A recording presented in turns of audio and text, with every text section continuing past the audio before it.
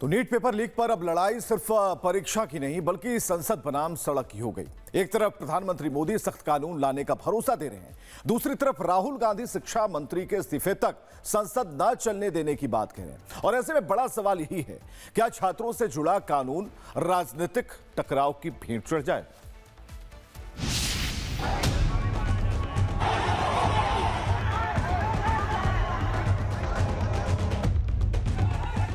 NEET paper leak ने अब सियासी लड़ाई का नया मोर्चा खोल दिया है।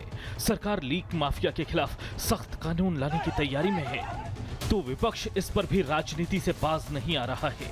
मोदी सरकार बिल लाकर छात्रों का भविष्य संवारना चाहती है, संसद चलाकर बिल पेश कर कानून बनाना चाहती है।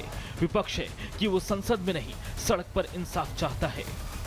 सोमवार से संसद का दूसरा सप्ताह शुरू हो रहा है, तब जल्द से जल्द उस बिल को सदन में पारित कराने का प्रयास किया जाएगा। मोदी सरकार सोमवार से संसद में विधेयक पेश करने की कोशिश करेगी। दूसरी ओर राहुल गांधी शिक्षा मंत्री के इस्तीफे तक संसद नहीं चलने देने की बात कह रहे हैं। ऐसे में राजनीतिक टकराव का केंद्र यही बन गया है कि क्या पहले इस्तीफा होगा या पहले कानून पर चर्चा।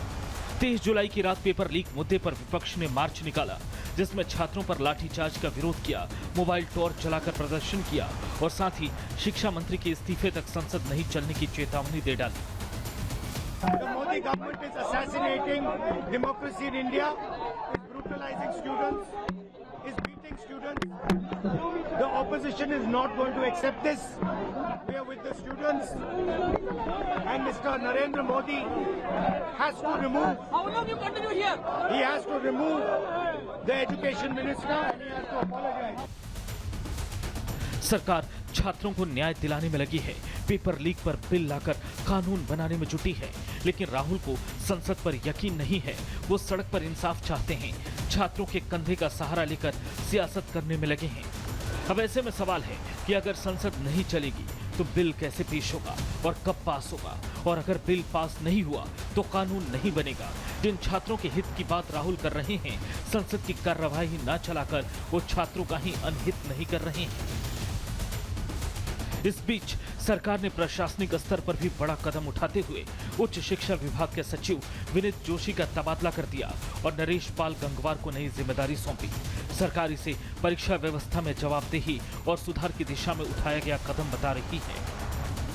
अब सबसे बड़ा सवाल संसद के गतिरोध पर है। अगर सरकार कानून लाना चाहती है और विपक्ष पहले जवाबदेही की मांग पर अड़ा है, तो क्या दोनों पक्ष किसी साझा रास्ते पर पहुंचेंगे?